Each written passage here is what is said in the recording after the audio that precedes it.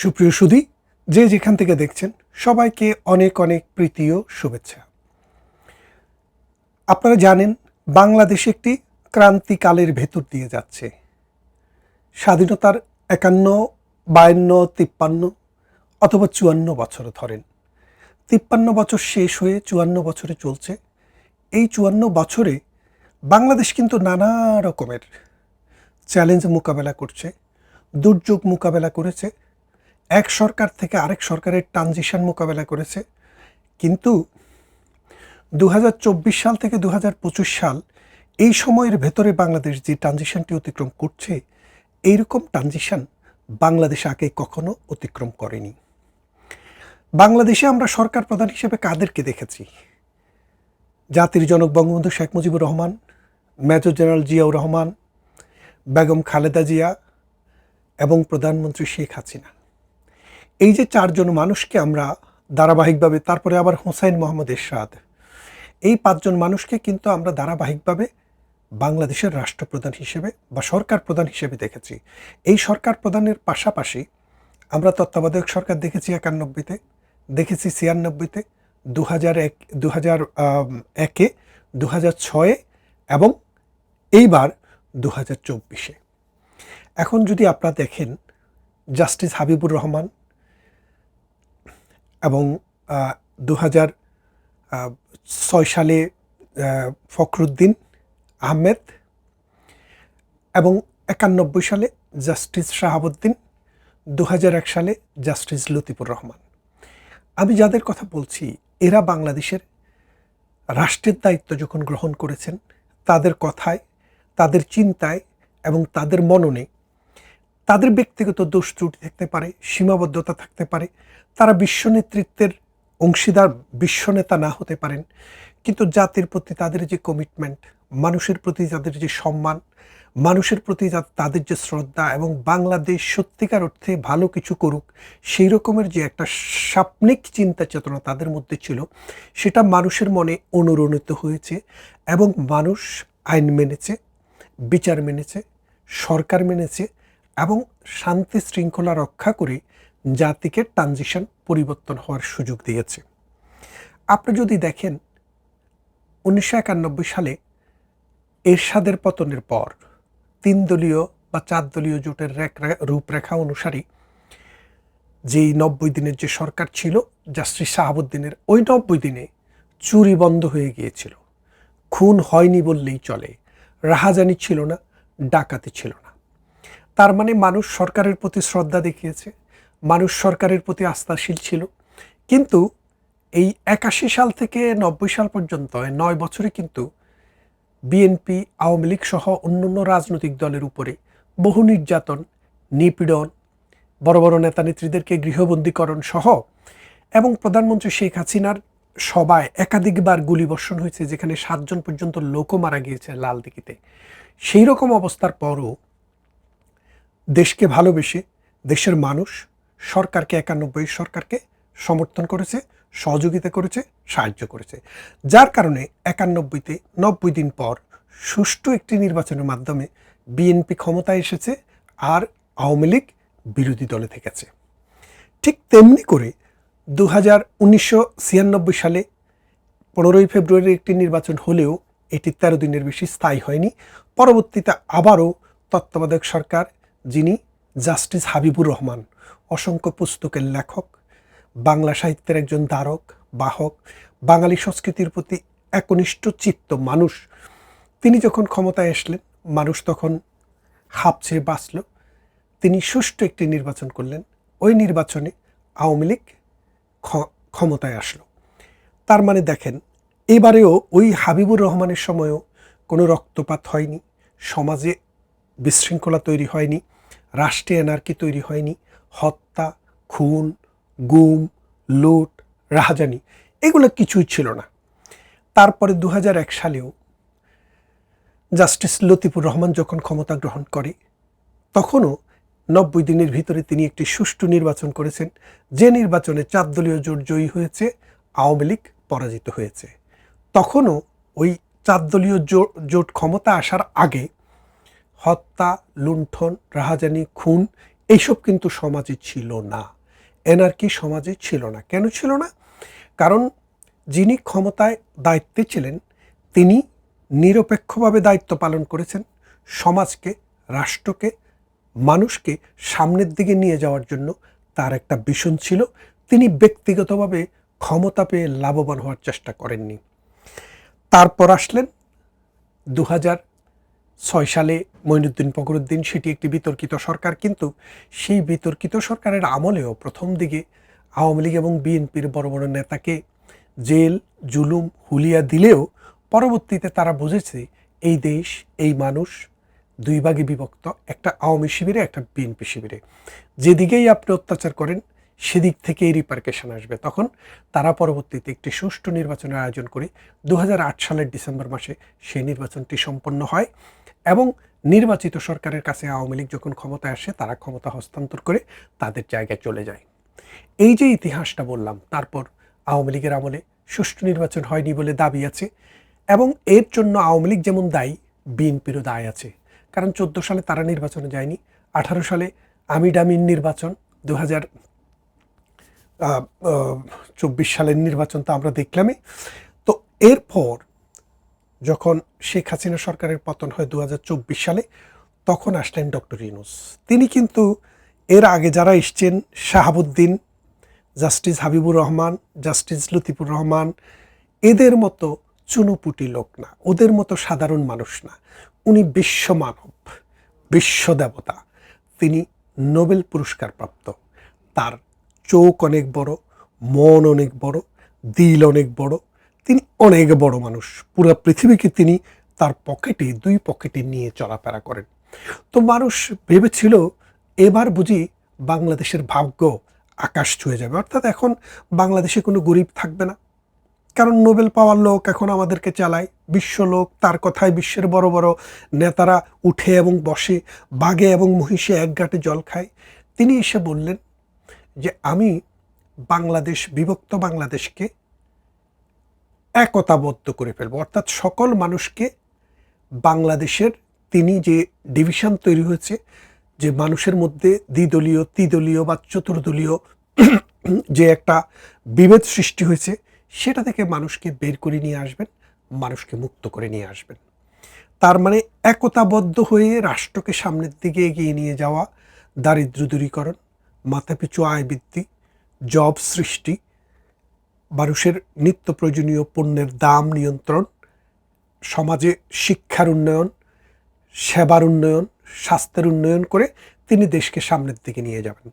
যারা অন্যায় করেছে, যারা জুলুম করেছে তাদের বিচার করবেন, বিচার করে খুন হলে ফাঁসি দিবেন, জেল দিবেন, জুলুম দিবেন, কিন্তু তিনি বিচারটা করবেন আর 18 মাসের ভেতরে একটি সুষ্ঠু নির্বাচন দেবেন।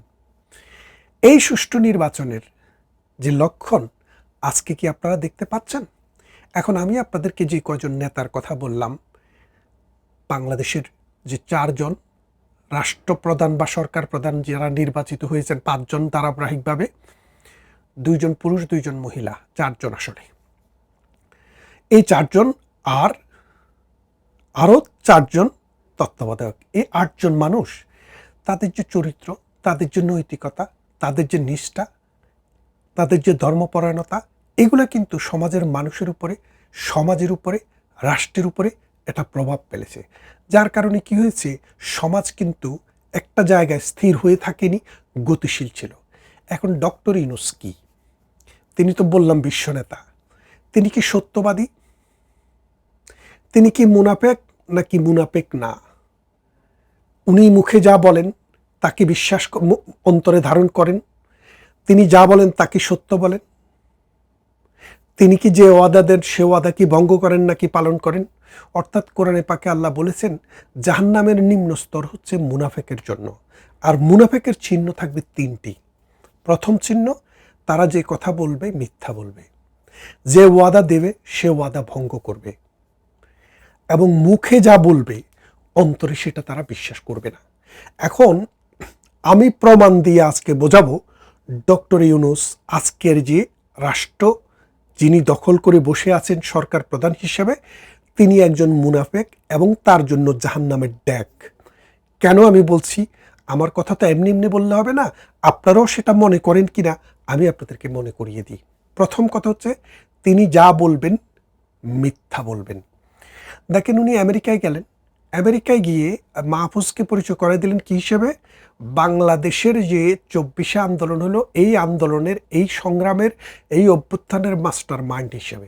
এবং তিনি বললেন এই আন্দোলনটি একটি মেটিকুলাস ডিজাইনের ভিত্তিতে হয়েছে। কার কি দায়িত্ব, কে কোথায় দায়িত্ব পালন করবে, মানে মেটিকুলাস শব্দটা বললেই আপনি বুঝে গেলেন যে এটা সুশৃঙ্খল, সুনিয়ন্ত্রিত এবং সুস্থিরভাবে এই আন্দোলনটি পরিচালিত হয়েছে। তারপর অনেক কথা হলো, সমালোচনা হলো। তারপর 2 মাস পরে উনি সুইজারল্যান্ডের দাভোসে আবার গেলেন। সেখানে অর্থনৈতিক একটি সামিটে তিনি বললেন যে বাংলাদেশে যে আন্দোলনটি হয়েছিল, সেই আন্দোলনটি কোনো পরিকল্পিত আন্দোলন ছিল না, এর কোনো নেতা ছিল না, এর কোনো মাস্টার মাইন্ড ছিল না। তাহলে আপনি খেয়াল করে দেখেন, তিনি আমেরিকায় গিয়ে বললেন মেটিকুলাসলি ডিজাইনের অংশ, আর আমেরিকা থেকে ডাভোসে আসতে আসতে উনি বললেন যে না, এটা কোনো প্ল্যান ছিল না, পরিকল্পনা ছিল না, এটার কোনো মাস্টার মাইন্ডও ছিল না। তার মানে উনি যেটা বলেছিলেন এখানে আসতে আসতে সেটা কি হলো? তিনি মুখে যা বললেন এখানে এসে সেটা অস্বীকার করলেন। তার মানে তিনি মিথ্যা বললেন। আমেরিকাতে যেটা বললেন, সুইজারল্যান্ডে আসা তার উল্টা বলে তিনি সেটা মিথ্যা যে বলেছেন সেটা প্রমাণ করলেন। তাহলে মুনাফিকের প্রথম লক্ষণটা তো এখানে পাওয়া গেল।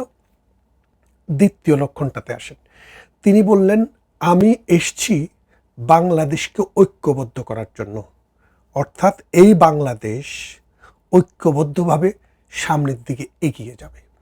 সমাজ, রাষ্ট্র, অর্থনীতি, রাজনীতি, যুব সমাজ, তরুণ সমাজ এবং আমাদের বয়স্ক মানুষ সবাই কাঁধে কাঁধে মিলিয়ে এই সমাজকে, এই দেশকে সামনের দিকে নিয়ে যাওয়ার জন্য কাজ করবে। কিন্তু আমরা কি দেখলাম? তিনি এসে আওয়ামী লীগকে বাংলাদেশের রাজনীতিতে সবচাইতে গুরুত্বপূর্ণ ভূমিকা পালন করা বাংলাদেশ আওয়ামী লীগ, যারা 1971 সালে মহান মুক্তিযুদ্ধের ডাক দিয়েছিলেন এবং মহান মুক্তিযুদ্ধ পরিচালনা করেছিলেন, এবং আওয়ামী লীগের নেতৃত্বেই এই মহান মুক্তিযুদ্ধ হয়ে বাংলাদেশ স্বাধীন একটি সার্বভৌম রাষ্ট্র হিসেবে প্রতিষ্ঠা হয়েছিল, সেই দলটির সমস্ত কার্যক্রমকে কি করলেন? ব্যান করলেন, ক্রিমিনালাইজ করলেন। তাহলে উনি যে বললেন আমরা ঐক্যবদ্ধ হতে চাই, আমরা ঐক্যবদ্ধ হয়ে দেশকে সামনের দিকে এগিয়ে নিয়ে যেতে চাই, পকেটে, ডান পকেটে নোবেল, বাম পকেটে অর্থনীতিবিদের বড় বড় তকমা, তিনি যে কথাটি মুখে বলেছিলেন ক্ষমতা নিয়ে যে ঐক্য করতে চাই, এই কাজটির মাধ্যমে তিনি অনৈক্য সৃষ্টি করলেন। তার মানে তিনি মুখে যা বলেন অন্তরে সেটা ধারণ করেন না। তার মানে আপনারা বুঝতেই পাচ্ছেন যে এই ব্যক্তিটি মুনাফিকের দ্বিতীয় চিহ্নটিও বহন করেন। তারপরে আসেন 3 নম্বরটা কি? প্রথমটা তো বললাম যা বলেন মিথ্যা বলেন, আর 2 নম্বরটা বললাম তিনি যা মুখে বলেন অন্তরে সেটা বিশ্বাস করেন না। 3 নম্বরটি হচ্ছে তিনি যে ওয়াদা দিবেন সে ওয়াদা তিনি খেলাপ করবেন। তিনি জাতিকে ওয়াদা দিয়েছেন যে আগের শেখ হাসিনা সরকারের আমলে বা বিএনপি সরকারের আমলে বা এরশাদ সরকারের আমলে পুলিশ, আর্মি, বিডিআর নিরীহ জনতার উপরে গুলি চালিয়েছে। এখন থেকে তিনি বলেছেন, এখন থেকে, অর্থাৎ তিনি যখন ক্ষমতা নিয়েছেন, এখন থেকে বাংলাদেশে পুলিশ, আর্মি, বিডিআর জনতার উপরে আর কোনো গুলি চালাবে না। কথাটি কিন্তু একদম, আপনি একটু ভিডিও দেখেন, উনি যে কথাটি বলেছেন সাংবাদিকদেরকে, সেটি কিন্তু এখন অনলাইনে পাওয়া যায়। তার মানে পুলিশ আর গুলি চালাবে না। কার উপরে? জনতার উপরে। এখন গোপালগঞ্জে এনসিপির একজন লোক কি আহত হয়েছে, নিহত হয়েছে, পুলিশের কোনো সদস্য কি নিহত হয়েছে, আর্মির কোনো সদস্য কি নিহত হয়েছে? তারা কি কোনো স্কুল, কলেজ, বিশ্ববিদ্যালয়, হাসপাতাল, কারো বাড়ি এগুলোতে আক্রমণ করেছে? করেনি। তারা শুধুমাত্র এনসিপির গুন্ডারা যখন মুজিববাদ, মুর্দাবাদ বলে ঘোষণা দিয়েছে, বঙ্গবন্ধুর মাজার ভাঙার জন্য আগে থেকে তারা যেমন প্ল্যান করেছে তাদের বিদেশি দোসরকে দিয়ে, তখন এই দেশের মানুষ, গোপালগঞ্জের মানুষ তাদের ভালোবাসা দেখানোর জন্য মাঠে এসছে। সেই মানুষ যখন আর্মির কাঁদানে গ্যাস দেখে, পুলিশের কাঁদানে গ্যাসের আঘাত পেয়েছে, তারা পালিয়ে যাচ্ছিল, পিছন থেকে টার্গেট করে করে গুলি করেছে। এই গুলি করে মানুষকে হত্যা করেছে। 7 জন লোক এই পর্যন্ত নিহত হয়েছেন, আরও 14 জন মানুষ কাতরাচ্ছেন, যাদের জীবনও শঙ্কায়। তাহলে 6 মাস আগে যিনি বলেছেন যে পুলিশ, আর্মি, বিডিআর আর জনগণের উপরে আক্রমণ করবে না, 6 মাস যেতে যেতে তার সে ওয়াদাটি ভঙ্গ হয়েছে। জাতিকে যে ওয়াদা করেছেন সেটি ভঙ্গ করেছেন। তাহলে একটা মানুষের মধ্যে যে 3টি বদগুণ থাকলে বা দোষ থাকলে, 3টি বৈশিষ্ট্য থাকলে একজন মানুষ মুনাফেক হতে পারেন, সেই 3টি আমি দেখিয়ে দিলাম। প্রথমটি হচ্ছে, তিনি মুখে যেটা বলেছেন দাভোসে গিয়ে, আবার যেটা আমেরিকাতে আমেরিকাতে গিয়ে, জাতিসংঘে গিয়ে যে কথাটি বলেছেন যে মাস্টার মাইন্ড এবং মেটিকুলাসলি ডিজাইন আন্দোলন, দাভোসে এসে সেটা অস্বীকার করলেন, মানে মিথ্যা হয়ে গেল কথাটা। তারপরে দ্বিতীয় যেটা, তিনি বললেন জাতিকে ঐক্য করবেন, জাতিকে ঐক্য না করে আওয়ামী লীগকে ব্যান করলেন, আওয়ামী লীগের কর্মকাণ্ডকে ব্যান করলেন, বিভিন্ন জায়গায় তার ল্যাংটা বাহিনী দিয়ে বাংলাদেশ আওয়ামী লীগের অফিস পোড়াইলেন, 47 জন মন্ত্রীর বাড়িতে বুলডেজার পাঠাইলেন। তার মানে হচ্ছে জাতিকে বিভক্ত করার জন্য, আওয়ামী লীগ এবং নন আওয়ামী লীগ এই বিভক্তিটা করার জন্য। এবং তিনি 1971 সালের মহান মুক্তিযুদ্ধকে কর্নাট করে দিলেন। মুক্তিযোদ্ধাদের মুখে আপনি হাহাকার শুনেছেন। তার মানে জাতিকে আবার বিভক্ত করলেন। তার মানে উনি মুখে যেটা বলছিলেন যে ঐক্য করবেন, সেটা না করে অনৈক্য সৃষ্টি করলেন। তার মানে মুখে যা বলছেন অন্তরে সেটা ধারণ করেননি। আর 3 নম্বরে তিনি বলেছেন আর গুলি করবেন না, পুলিশ, আর্মি, বিডিআর জনতার উপরে গুলি করবে না। সাম্প্রতিক গোপালগঞ্জের ঘটনায় সেটাও তিনি মিথ্যা প্রমাণ করলেন, অর্থাৎ যা বললেন সে ওয়াদা তিনি ভঙ্গ করলেন। তাহলে এই 3টি গুণ থাকার কারণে ডক্টর ইউনূস একজন মুনাফেক। একজন মুনাফেক মানে হচ্ছে, মানে দারকিলে মিনান নার, মানে আপনাকে যে জাহান্নামের যে সবচাইতে ডেক, যেটা তলা, সেই তলায় যাদেরকে রাখবে ডক্টর ইউনূস হচ্ছে তাদের একজন। যারা ধর্মে বিশ্বাস করেন একটু কোরআনটা খুলে দেখেন, আমি যে বর্ণনাটি দিলাম, যেই ব্যাখ্যাটি দিলাম, এটার সাথে ডক্টর ইউনূসের চরিত্র মেলে কিনা। তাহলে একটা রাষ্ট্রে যখন একজন মুনাফেক যখন ক্ষমতায় থাকে, একজন মুনাফেক যখন রাষ্ট্রের দায়িত্বে থাকে, সে রাষ্ট্রকে কোথায় নিয়ে যাবে, রাষ্ট্রের জনগণকে কোথায় নিয়ে যাবে, অর্থনীতিকে কোথায় নিয়ে যাবে, সেটা বলার কিন্তু অপেক্ষা রাখে না। তাই বলছি, এই মুনাফেক যতদিন বাঙালির মাথার উপরে আছে, বাংলাদেশের মাথার উপরে আছে, বাংলাদেশের অ্যাডমিনিস্ট্রেশনে আছে, ততদিন পর্যন্ত বাঙালি কিন্তু পথের দিশা পাবে না। সমাজে বিশৃঙ্খলা হবে, ধর্ষণ বেড়ে যাবে, খুনাখুনি বেড়ে যাবে, চুরি বেড়ে যাবে, রাহাজানি বেড়ে যাবে। তাহলে আপনারা কি সেই চিহ্নটা দেখতে পাচ্ছেন না? একজন মুনাফেক যখন রাষ্ট্র ক্ষমতায় থাকে, তখন রাষ্ট্রেরও চরিত্র থাকে না, মানুষও তার চরিত্র হারায়। এই চরিত্রহীন রাষ্ট্র, এই চরিত্রহীন সমাজ, এই চরিত্রহীন জনগোষ্ঠী একটা সময়ে এসে নিজেদের মধ্যে আত্মকলহে লিপ্ত হয়। সেই আত্মকলহ যদি চরম পর্যায়ে যায়, তাহলে সেটা গৃহযুদ্ধের দিকে ধাবিত হয়। আর একবার যদি কোনো সমাজে, আমাদের মতো ডেন্সলি পপুলেটেড কোনো কান্ট্রিতে, কোনো সমাজে যদি এই রকম কোনো একটি ঘটনা ঘটে, তাহলে সেটি কিন্তু 1, 2, 5 বছর নয়, 10 বছরও সেটা বন্ধ হয় না। আপনারা জানেন আফগানিস্তানে এখন তালেবান সরকার, আপনি গত 40 বছর ইতিহাস দেখেন, কখনো গুলবুদ্দিন হেকমতিয়া, কখনো আহমেদ শাহ মাসুদ, এইরকম, কখনো মোল্লা ওমর, মোল্লা তোমক, মোল্লা ওমক, এইরকমভাবে অসংখ্য গ্রুপে, দলে, উপদলে বিভক্ত হয়ে দেশটাকে তামা তামা করে ফেলছে। সেই দেশটি আজকে সংগ্রাম করছে তালেবানদের নেতৃত্বে উন্নত হওয়ার।